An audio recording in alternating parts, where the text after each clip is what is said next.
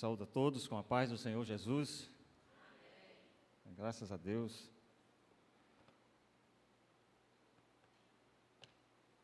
Hoje a gente continua uma série de estudos sobre por que acreditamos, né? E hoje é porque acreditamos no perdão dos pecados.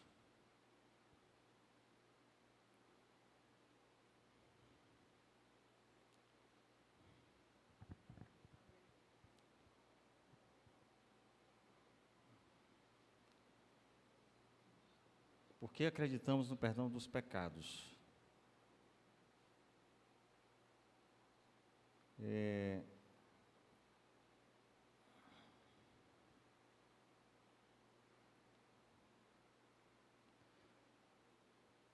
Hoje nós vamos, em todas estas séries, irmãos, né? Eu saúdo, né, os que estão aqui, os que estarão porventura assistindo no YouTube, né? Essa série, Porque Acreditamos, em tudo que nós estamos falando nesse tempo aqui, tem a ver com questões espirituais, né? Então, as questões espirituais, elas são discernidas pela fé, né? Nós não podemos encontrar ou realizar nenhum estudo capaz de convencer a qualquer um aqui que, a partir de agora, você vai acreditar nisso. Em tudo, o Senhor vai requerer de você fé, para que você creia que o que está sendo dito é verdade, né? Então, tudo começa pela fé. E o perdão dos pecados também é uma revelação de Deus para toda pessoa, né? Que compreende esse conceito, compreende essa dádiva, né? Uma grande dádiva do céu, perdão dos pecados. Então, bem, é algo que você precisa perceber que é uma voz de Deus falando com você. Aqueles que são crentes, vamos chamar assim, né, aqueles que confessaram a Jesus, sabe que nós estamos falando de coisas que são completamente compreensíveis, né? Todo mundo entende o que significa isso. Mas provavelmente, para algumas pessoas lá fora, para muitas, nem acreditam nisso, né?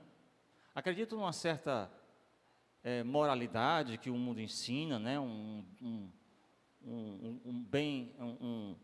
O conviver bem, né? Que muitas vezes esse conviver bem da sociedade, lá no íntimo, muitas vezes nem o perdão do pecado existe, o perdão das falhas, né? Ele não existe, né? Em muitos relacionamentos, apesar da moralidade que a sociedade pré-anuncia, né? Como algo que faz parte do bem viver. Mas eu gostaria de, portanto, por conta disso, a gente começar lendo a palavra de Deus, né? A gente vai percorrer, já que nós estamos falando de questões de fé, e a fé vem pelo ouvir, né? Então a gente vai ter que ir aqui passando várias passagens bíblicas para que a gente afirme ainda mais essa doutrina do perdão dos pecados, né?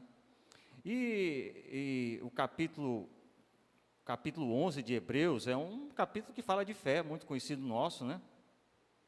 A gente já poderia começar por ele. Então você vai lá em Hebreus,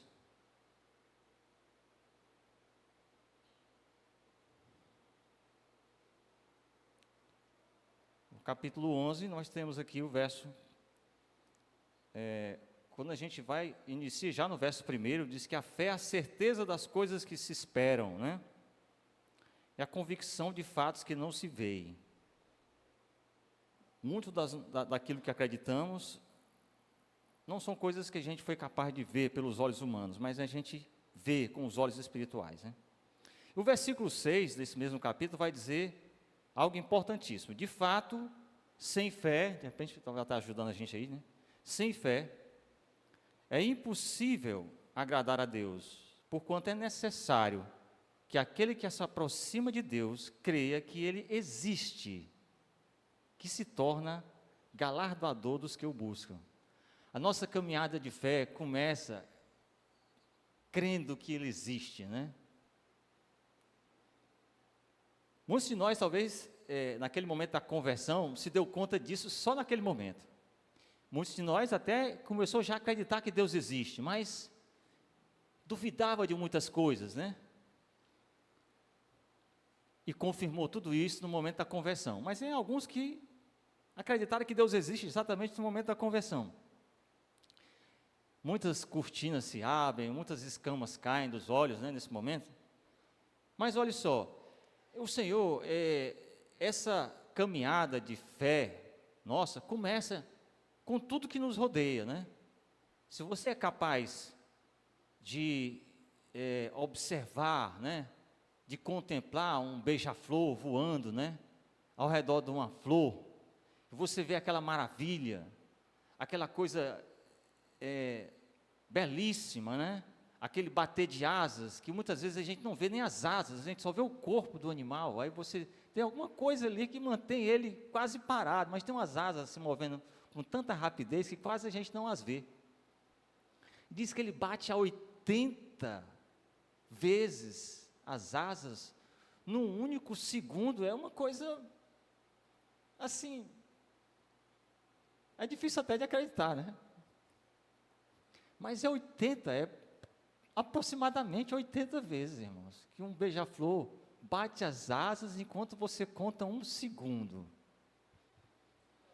Então são coisas tão belas e tão deslumbrantes que você começa a acreditar em algo grandioso que planejou essas coisas, né, criou essas coisas belas. Aí você começa, né, é preciso ter esse olhar, porque esse olhar que começa a acreditar em algo maior, nos faz olhar mais pequeno. Você começa a perceber uma noção de dependência, né? De que nós não somos capazes de planejar mais um dia de vida e saber que aquilo vai acontecer, né? E o Senhor fez coisas grandiosas para dizer que Ele tem tudo em suas mãos, Ele é capaz de, né? E isso também aumenta a nossa capacidade de conviver melhor com as pessoas, sabendo que nós somos pequenos, nós somos maiores do que outros, né? Isso nos dá uma sensação, né, de acreditar no bem comum verdadeiramente. E não só por conta de uma lei moral que a sociedade tenta ensinar, né? Mas a gente perceber nossa dependência de algo que é grande, né? Que está acima de nós. Imagine você contemplar um eclipse total na Lua, lunar. Aconteceu, né? Ontem, numa região dos Estados Unidos. E eu estava, desculpa a gente, assim, vamos ganhar um tempinho aqui falando da natureza, depois a gente volta.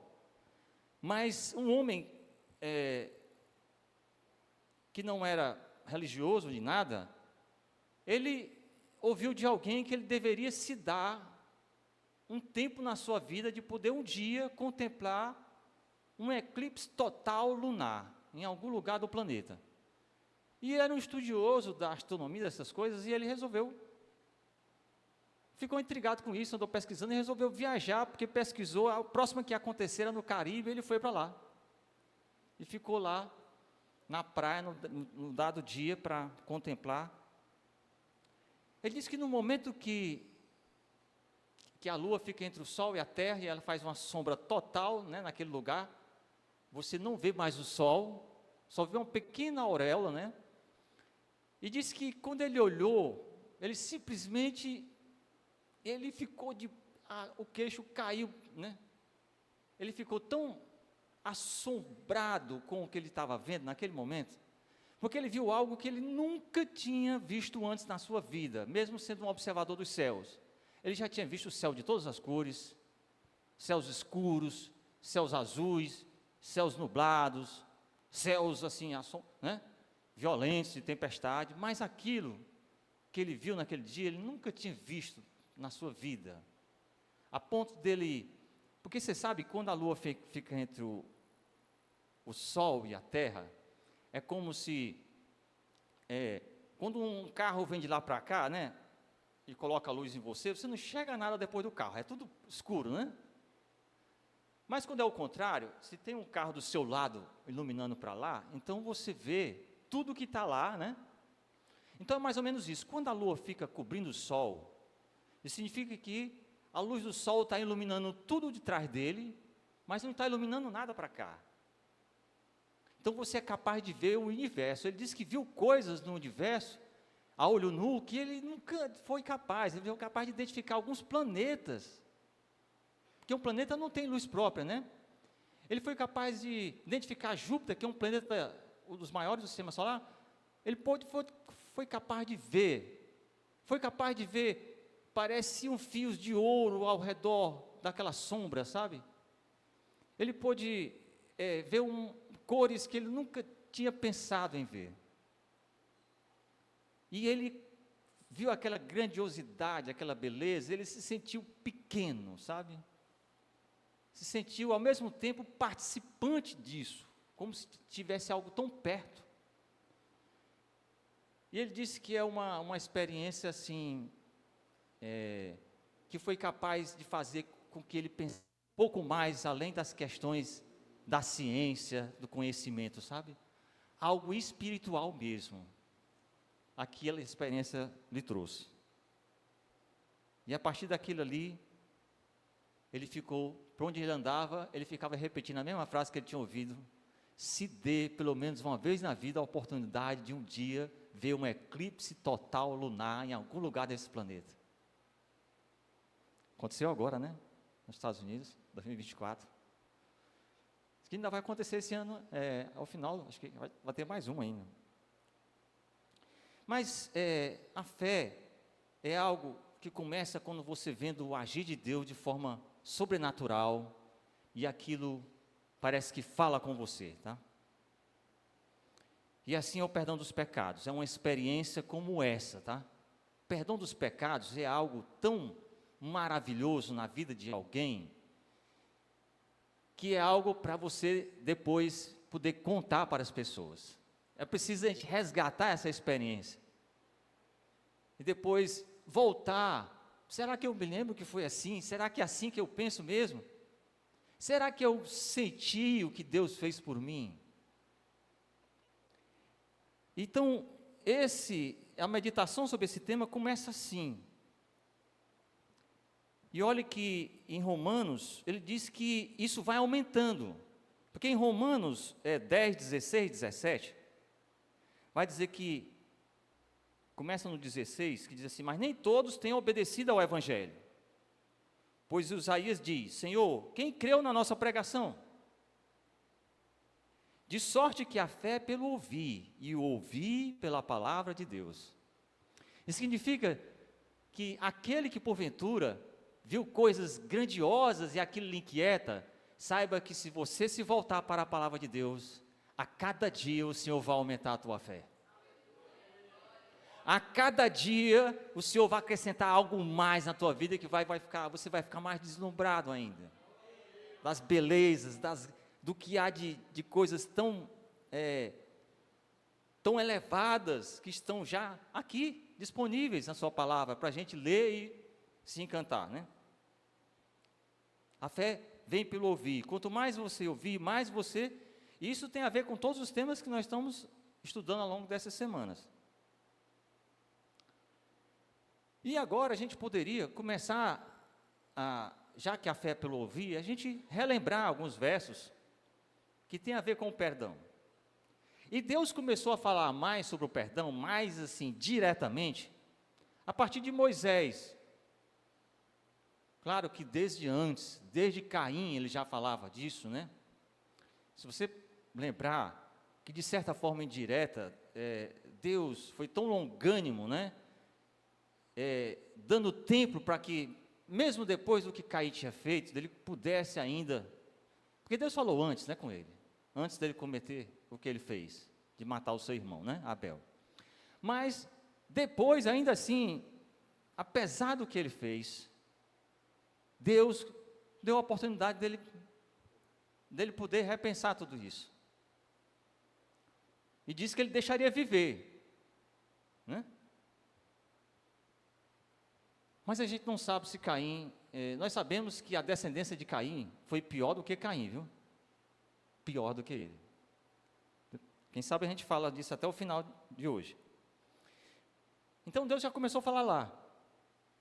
Claro, falou até antes de Caim, né? Falou para Adão e Eva, né? Eles foram amaldiçoados pelo pecado, né? O primeiro pecado, mas eles foram tirados do jardim para que pudessem refletir sobre isso. Perceber o que significava estar distante de Deus, né? Mas Deus foi falando de muitas maneiras, mas assim, de forma mais explícita, Ele veio começar a colocar lá o significado. Se você for em Levítico 16, a partir do verso 5 até o 8, ele vai falar dos sacrifícios que significavam como Deus estava perdoando os pecados. Um animal estava pagando com a sua vida para que você pudesse receber de Deus o seu perdão, né? Se você vai, da congregação dos filhos de Israel tomará 2 bodes. Então falava da expiação dos pecados. Era um que seria morto e o outro, 2 bodes para expiação do pecado. Volta um pouco, né? E um carneiro para holocausto. Aí vai em seguida, verso 6, depois Arão oferecerá o novilho da oferta para expiação, que será para ele, fará expiação por si, pela sua casa. Também tomará ambos os bodes e os porá perante o Senhor, à porta da tenda. Em seguida diz, Arão lançará sorte sobre os 2, uma sorte pelo Senhor e a outra sorte pelo bode emissário. Então aqui, ele seria morto e o sangue aspergido. Isso era para o perdão dos pecados. O outro, o bode emissário, era o bode em que o sacerdote contaria os pecados do povo no ouvido do animal. Contaria todos os pecados que ele ouviu das pessoas, e esse animal era solto no deserto, é por isso que ele se chama emissário. Isso é para o perdão dos pecados. Mas Deus estava dando uma mensagem muito forte, né? Isso tudo era para refletir. O perdão era das pessoas, mas os animais é que estavam pagando. Mas ao perceber o que estava acontecendo com os animais, as pessoas pudessem perceber que elas não poderiam fazer nada para que elas obtivessem o perdão dos pecados. Deus mesmo providenciaria isso. E isso nos tornaria ainda mais, isso nos constrangeria ainda muito mais, de saber que não teríamos condições de fazer nada para que conseguíssemos esse pecado de Deus. Deus já estava falando disso lá atrás, né?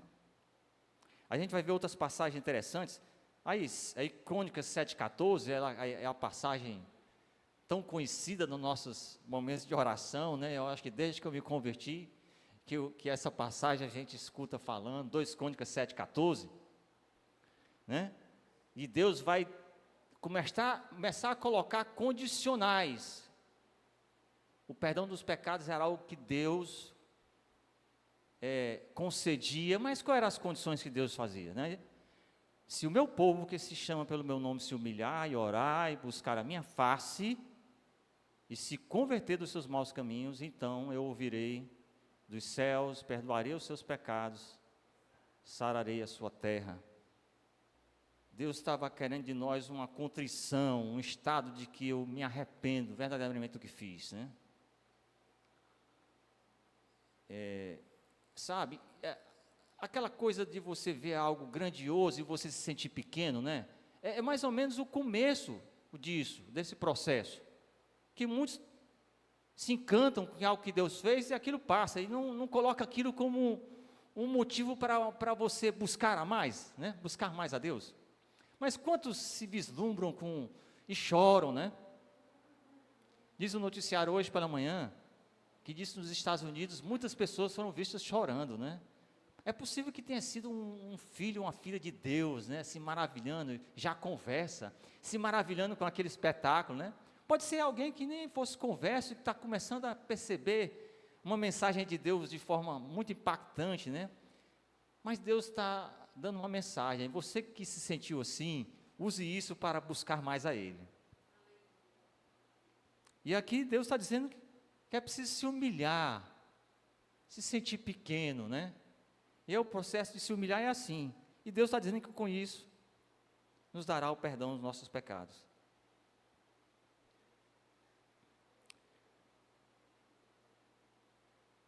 E o salmista começou a entender isso, né? O salmista começou a cantar a Deus. Aí o Salmo 103, versículo 3, o salmista canta a Deus isso.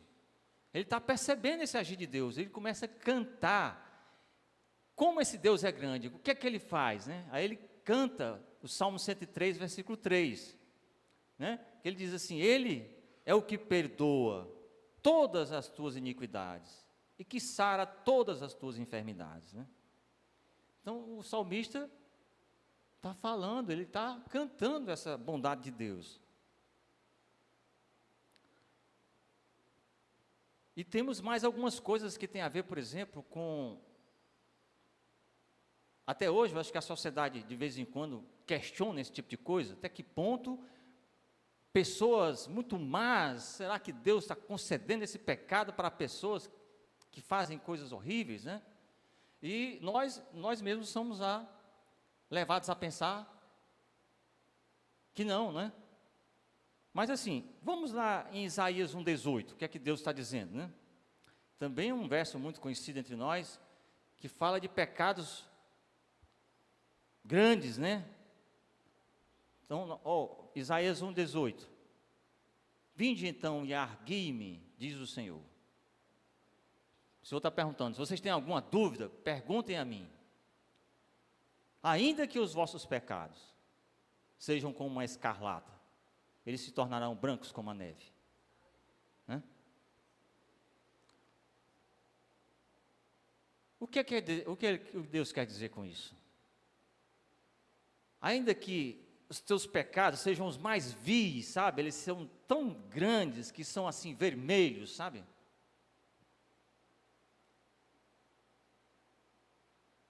Isso nos faz ainda louvar a grandiosidade de Deus. É por isso que tem um atributo de Deus que se ressalta nesse momento,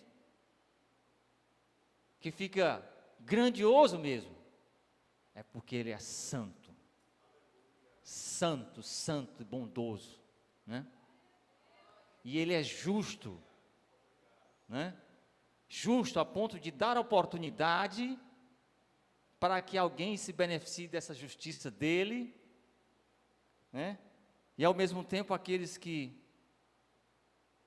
simplesmente desprezam essa dádiva, né? Ele se entristecer e dizer que ele não terá vida eterna. Não porque Deus não é bom, mas porque o homem não deseja acreditar que Ele é bom. Acreditar que Ele é tão bom que Ele é capaz de perdoar os teus pecados, os mais vis, né?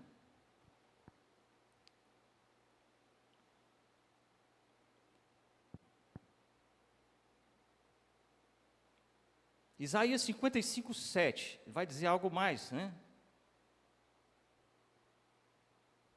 Sobre isso.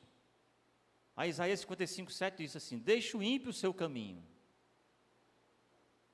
Eu acho que ele quase está ressaltando o que ele falou em 1,18. E o homem maligno, os seus pensamentos, e se converta ao Senhor, que se compadecerá dele, torne para o nosso Deus, porque Ele é grandioso em perdoar. Grandioso é em perdoar.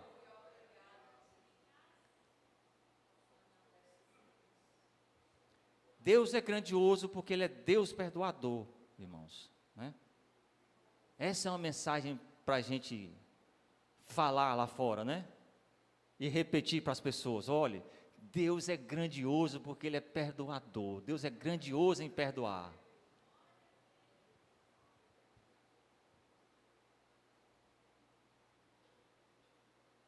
O mundo até faz sarcasmo, sabia?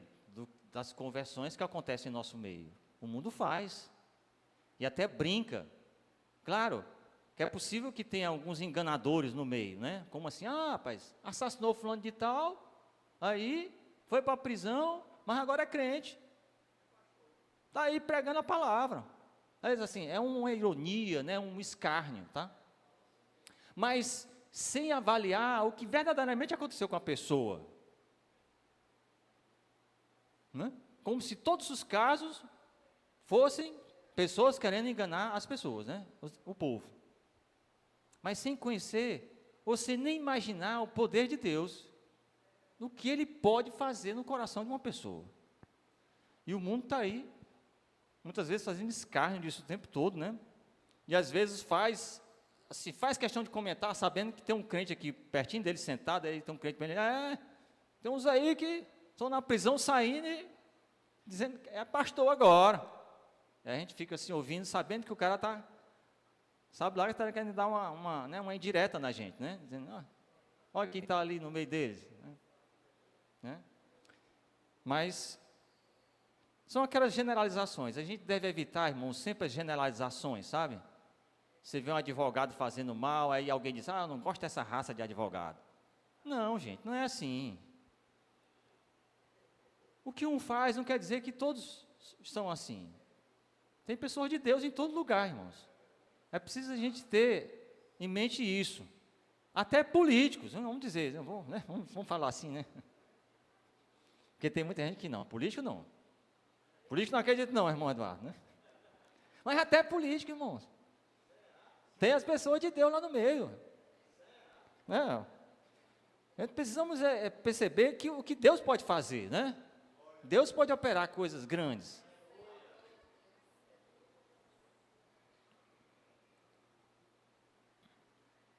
Aí em Miqueias, né? Miqueias, ele faz uma declaração belíssima, né? Um versículo conhecido também, Miqueias 7,18, um profeta menor, né?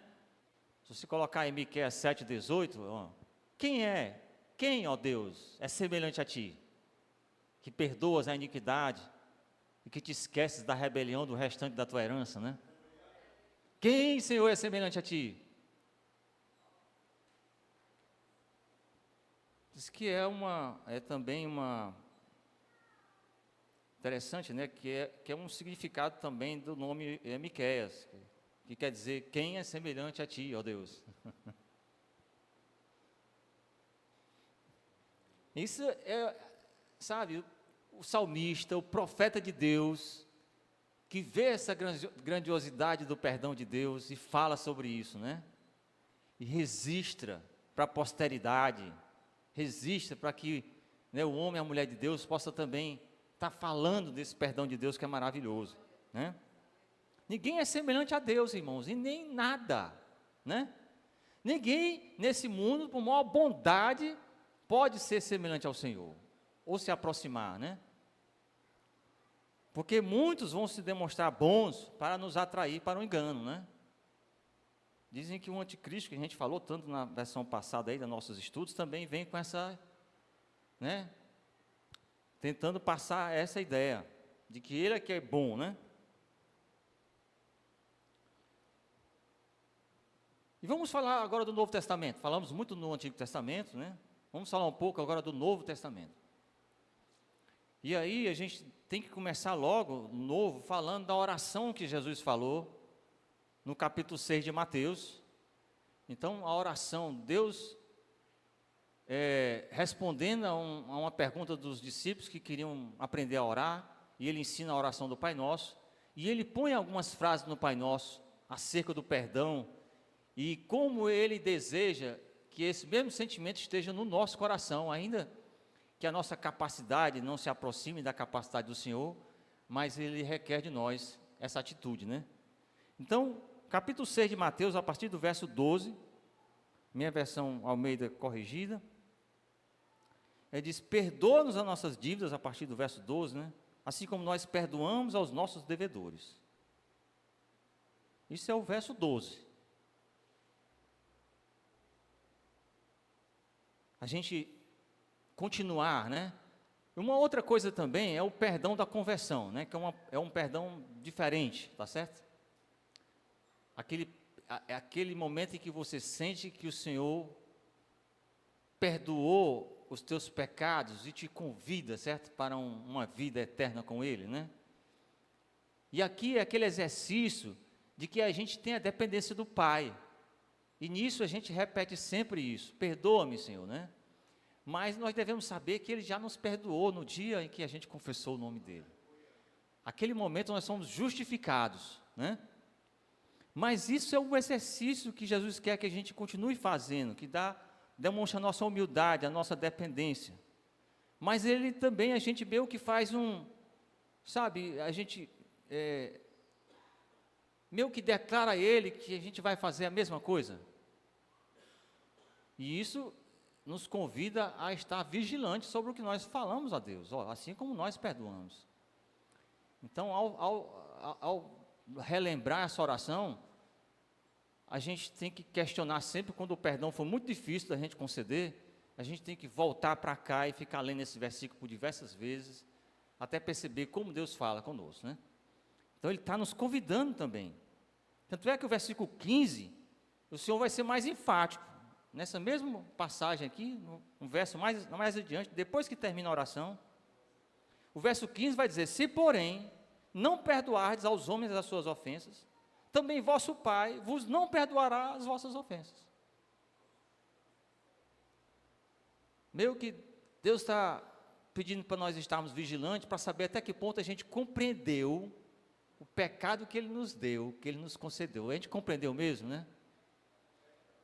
O perdão, desculpa, nós compreendemos o perdão dos pecados que Ele nos concedeu. Então, é isso a ideia do Senhor.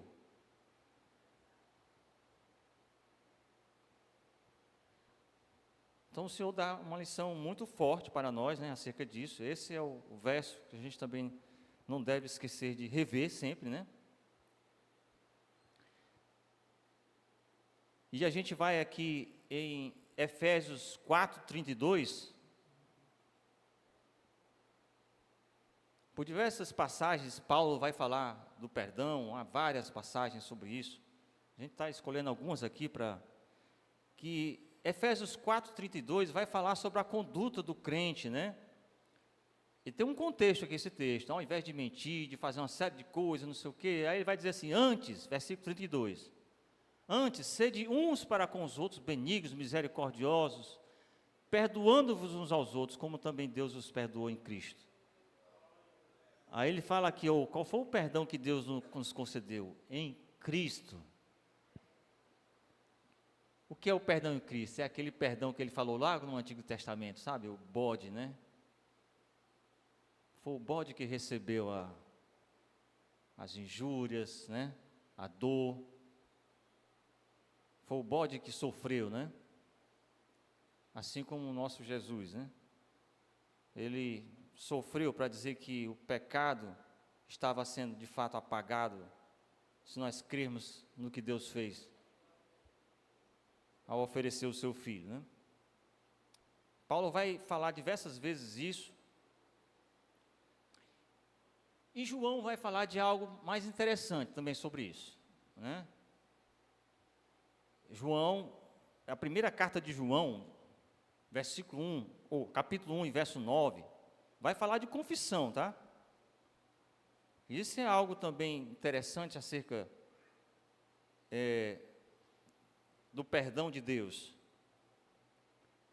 A mesma coisa que está dito aqui, está de outra forma dita no verso lá de 2 Crônicas 7,14, né? É mais ou menos a mesma coisa, mas o verso 1,9 vai dizer o quê? Aí, o Vitório, tá? Primeira carta de João 1,9. Se confessarmos os nossos pecados, Ele é fiel e justo para nos perdoar os pecados, nos purificar de toda injustiça. Né? Então saiba que Deus concedeu perdão em Cristo, mas Deus quer saber se você entendeu a ponto de saber que você se sente o maior dos pecadores diante daquilo que ocorreu ali na cruz. Quando você compreende aquilo, se você de fato se vê como um pecador, e ao se ver como um pecador, você se coloca confessando tudo isso a Deus, né? Assim como o publicano na oração, né? Sou pecador, Senhor, sou pecador diante de Ti, sou pecador, né? O reconhecimento de que nós somos pecadores é de fato uma demonstração da compreensão dessa dádiva de Deus, o perdão dos pecados, né? Quem não reconhece que tem pecado, como saber, como crer que alguém está perdoando os seus pecados, né? Não existe perdão de pecados para quem não reconhece o seu erro. Não é porque tem alguém aqui que está deixando de perdoar. É porque para haver perdão, é necessário que haja confissão de pecados. É como, sabe, é quase como uma tomada, né? Só ela tem que haver uma conexão, né?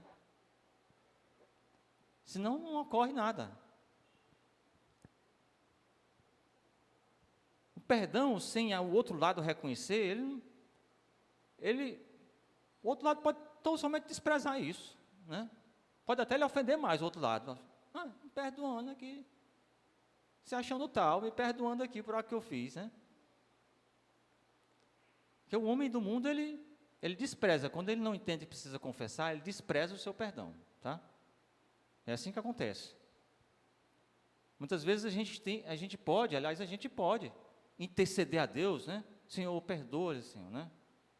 Aliás, Deus nos recomenda que façamos isso, que oremos pelos inimigos, que oremos por aqueles que nos ofendem, para que o Senhor consiga dar compreensão a ele, a ponto de Deus, pela sua misericórdia, falar com essa pessoa e ela depois reconhecer, meu Deus, eu ofendi o irmão Eduardo, né? Senão ela nunca vai entender que ofendeu alguém, né? Quantos de nós aqui percebeu o que fez, depois que se converteu e procurou pessoas para conversar, né? Foi um período maravilhoso da minha vida, né, que eu me lembro, né? Minhas pernas tremiam, e eu fui procurar pessoas, e as pessoas se espantavam na hora, parece que estava vendo uma assombração, né? Passei esse rapaz me pedindo perdão aqui, a pessoa fica toda desconcertada, né? Mas isso impacta as pessoas, sabia? Aquilo impacta as pessoas. Isso é belíssimo de se fazer, e Deus se alegra com isso, né? Então, a confissão é necessária, irmãos. A gente pode não entender algumas coisas, que você pode começar a relembrar de outros versículos bíblicos e perguntar, mas Eduardo, tem algumas coisas aí, você poderia dizer assim, mas Jesus perdoou as pessoas lá na cruz, ele estava no alto, antes de morrer. Vamos ler essa passagem? Está em Lucas 23, 34. Lucas 23, 34, que você pode pensar assim, rapaz, a gente tem que perdoar todas as pessoas que nos ofendem, né? Mas olhe bem, vamos meditar isso aqui. Lucas 23, 34. Dizia Jesus, Pai, perdoa-lhes, porque não sabem o que fazem. Aí João já se refere aos homens, né, aos guardas, e repartindo as suas vestes, lançaram sortes. Imagine que aqueles homens, eles foram os algozes, assim, de boa parte do sofrimento, né, de Jesus, né, os homens que desde lá atrás, né, açoitaram. Imagine que Jesus estava falando para eles. Aí você podia perguntar, Deus está perdoando aqueles homens? Será que esses homens deveriam ser excluídos do benefício da expiação? Dizer assim, não, Senhor, esses homens aí, tira logo aí da lista, né? Porque, poxa vida, né? Você podia pensar assim, de tanta maldade com o Senhor, né? Aí, mas a gente lembra o seguinte, Deus, através do seu Filho, Ele estava cumprindo uma profecia, certo? É preciso a gente perceber isso. Aí se nós formos lá em Isaías, capítulo 53, foi lido agora domingo esse texto, né, para a gente. O pastor Alex leu aqui, Isaías 53, verso 12, né? Se você colocar aí 53, 12, né? O último versículo do capítulo 50, não é o último, não, é quase. São 15 versículos, né? O 12, porquanto, né? Pelo que lhe darei a parte de muitos. Não é isso não, peraí. 53, 53?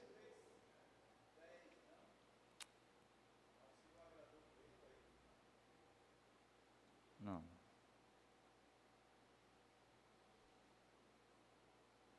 É 12 mesmo. É porque o verso é maior, né? Vamos ler aí. É que o verso é grande, acho que está em 2 páginas. Coloca de novo o 12 aí. pelo que ele daria a parte de muitos, e com os poderosos repartirá ele o despojo. Aí continua, ainda no 12. Porquanto derramou a sua alma na morte, e foi contado com os transgressores, mas ele levou sobre si o pecado de muitos, e pelos transgressores intercedeu. Irmãos, Jesus, ele estava intercedendo ao Pai por aquelas pessoas. Ele não estava dizendo que aqueles iriam ganhar o paraíso assim como o ladrão ganhou o paraíso, né? Mas ele estava intercedendo por eles. Como quem diz assim, Senhor, dá uma oportunidade, né? Quem sabe eles possam se converter. Quem sabe eles possam perceber o que fizeram ainda. Porque eles receberam ordens, né? Mas Jesus, pela sua bondade, irmãos, apesar do que eles fizeram, Jesus intercedeu por eles. Nós somos capazes de interceder pelos nossos inimigos, as pessoas que nos fazem mal, interceder por eles mesmo. Jesus, quando pregou no Sermão do Monte, ele falou sobre isso, né? Orem pelos seus inimigos. Mas ele não só falou, ele viveu isso, ele intercedeu por eles. O Senhor intercedeu por eles, ele estava só cumprindo uma profecia. Ele não estava dando o céu ainda para eles, não. Pode ser até que eles não tenham ganhado o céu mesmo. Mas a gente sabe que pelo menos um deles, né, falou algo diferente. Porque se você for lá em João 20, acho que o versículo 47, acho que eu não tenho aqui não, mas Evangelho de João, né? Olha só como a intercessão de Deus, né? A intercessão do nosso Senhor Jesus ali. Quem sabe foi por conta dessa intercessão, né? Por conta do que esses homens ouviram, da boca, né, do Filho de Deus, né? Mas se você for 20:47, olha aí, Vitória, acho que é 20:47, não? Ou 19. Tem nem verso. Tem 47 versículos, capítulo 20? Não. Não, é o mesmo, desculpe, é possível que seja o mesmo Lucas 23:47, olha se é.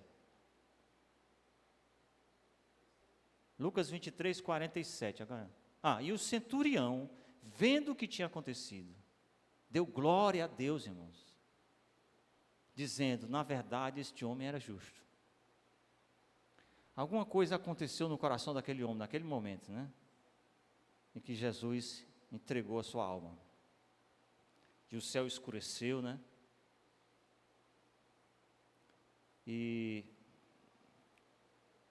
alguns estudiosos dizem que esse homem provavelmente ele estava lá no Pentecoste, né? Na oração do Pentecoste.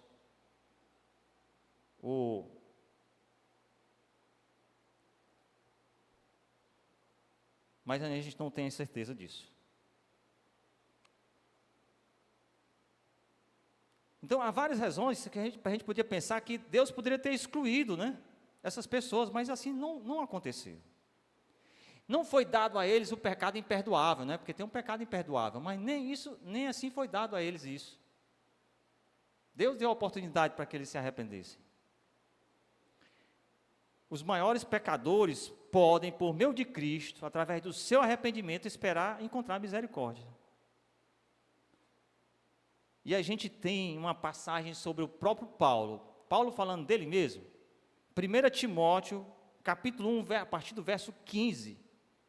1 Timóteo 15:c, é engraçado que a minha versão, eu já vi 15a, 15b, 15c, né? Deve ser um versículo grande, né? 1 Timóteo, capítulo 1, verso 15. Esta afirmação é fiel, começa assim, e digna de toda aceitação. Cristo veio ao mundo para salvar os pecadores, dos quais eu sou o pior. Olha só Paulo falando dele. Mais uma vez, né? Demonstrando o que aconteceu com ele mesmo. Mas por isso mesmo alcancei misericórdia, verso 16. Para que em mim o pior dos pecadores, Cristo Jesus demonstrasse toda a sua grandeza, da sua paciência, usando-me como exemplo para aqueles que nele haveriam de crer para a vida eterna.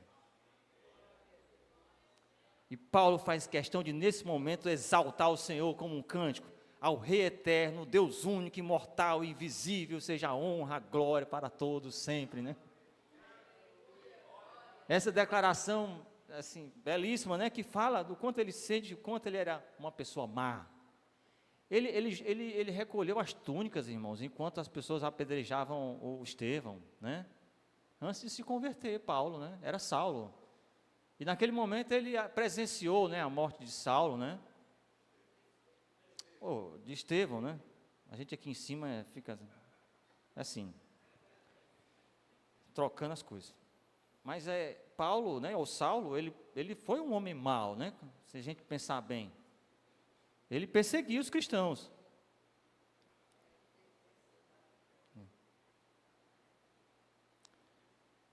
E o Senhor, ele já são, né, 20h41, o Senhor, ele fez questão de colocar também um pouco sobre isso, na própria ceia do Senhor, né?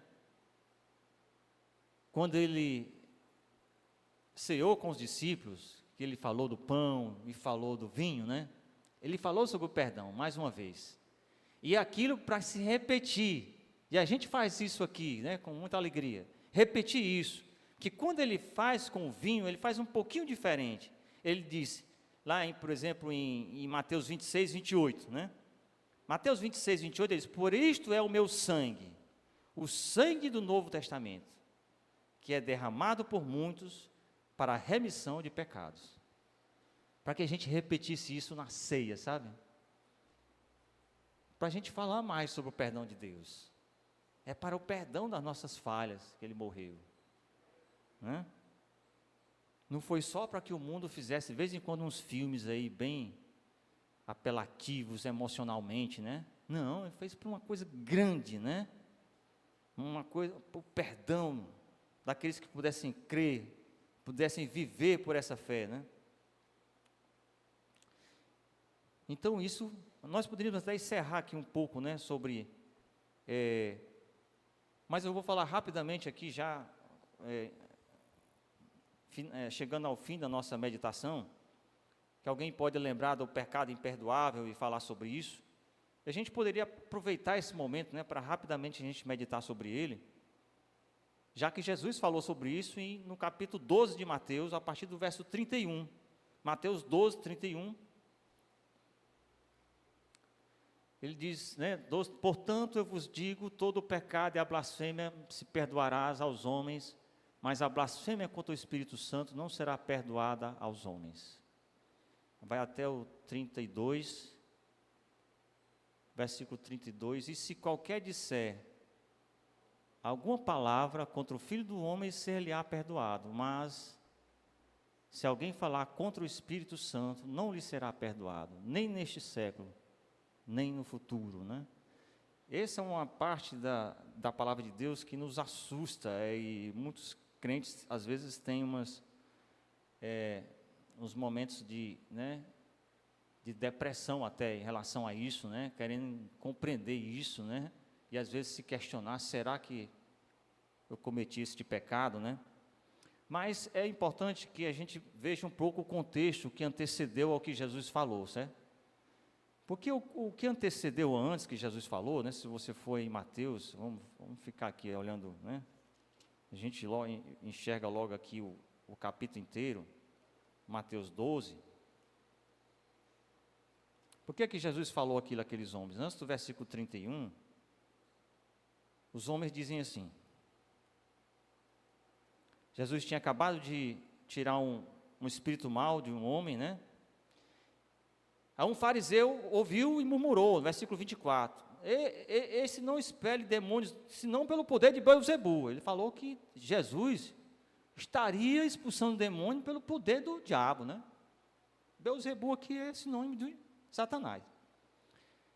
Já pensou? O maioral dos demônios. Jesus, porém, conhecendo os pensamentos, diz, todo reino dividido, Jesus vai falar sobre isso, né? Mas mais na frente diz, se eu expulso demônios pelo Espírito de Deus, certamente é chegado o reino de Deus, versículo 28. E Jesus diz mais: quem não é por mim, é contra mim, e quem comigo não ajunta, espalha, versículo 30. Dizendo que com relação a esse assunto, não há meio termo. Essa é outra afirmativa muito forte do Senhor. Não há meio termo em relação a isso. Ou você está ouvindo a voz do Espírito, ou você está, né? Mas o fato é que isso foi um versículo bastante estudado, né, assim, demais, sobre o significado de você pecar contra o Espírito Santo. Mas você não só rejeitou a Deus, certo? Você deliberadamente, você diz que aquilo que Deus está fazendo, né, de forma graciosa e tão clara, vem do diabo, né? Essa é que é o ponto forte da afirmação deles. Você está dizendo que aquilo que é obra do Espírito Santo em Jesus, vem do diabo. Ao cometer esse pecado, o homem maliciosamente, intencionalmente, atribui aquilo que é claramente reconhecido como obra de Deus, à influência e à ação de Satanás. É você atribuir algo que é de Deus como sendo de Satanás. Esse aqui é o grave no pecado, né? Deus também está sempre querendo humildade da nossa parte. Aquilo que a gente não entende, a gente deve conversar com o Senhor sempre, né? Apesar da gente, às vezes, brinca, ou às vezes critica algumas atitudes de crente, né? Sobre, por exemplo, ficar demonstrando a ação de Deus em você, por algum, né? Ou falar em línguas, ou não sei o quê, né? Eu faço sempre a opção de não criticar, né? De não pensar mal, né, sobre essas coisas. Não, ao contrário, né? Se aquilo lhe inquieta, converse com o Senhor. É porque também a gente pode atribuir até o que acontece na igreja como não sendo de Deus e sendo, né, do inimigo, né? Querendo atrapalhar, né? A gente tem que ter cuidado com essas coisas, né, também. E lá fora também, muitas vezes a gente vê coisas, né? A gente está o tempo todo pedindo discernimento a Deus, para não ter essa maldade a ponto de, né, de atribuir algo que Deus está fazendo como sendo, né? Mas se, porventura, a gente tem alguma compulsão no coração acerca de poder estar fazendo isso, saiba que esse sentimento é o Espírito Santo que nos dá. A gente deve orar mais agradecendo, sempre que você se sentir contrito de coração, porque saiba que o Senhor está dando uma mensagem para ti, o Espírito Santo está falando contigo, é só Ele que faz isso. É só o Senhor que é capaz de fazer o coração da gente, sabe, chorar, né, antes da gente derramar lágrimas. Então é esse coração constante que nos faz perceber que o Espírito Santo está do nosso lado, né? Mas é necessário, e foi assim que Jesus registrou isso aqui, para que a gente tivesse sempre um coração sempre, né, temeroso diante dEle, daquilo que Ele tem feito, e está fazendo, e está operando ainda hoje, né? Em nome de Jesus. Vamos ficar de pé, né? Pastor Alex, já venha para cá. Então hoje, porque devemos acreditar não só que o eclipse deve ser algo maravilhoso, algo assim, de tamanho, né, beleza, mas que a gente possa também acreditar, né, e voltar a sentir que o perdão de pecados é essa coisa sobrenatural e maravilhosa, um sentimento que a gente deve desejar para toda pessoa dessa terra.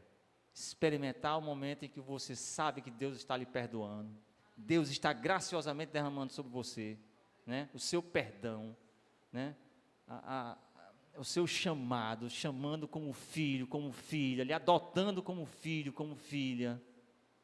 É isso que o Senhor faz.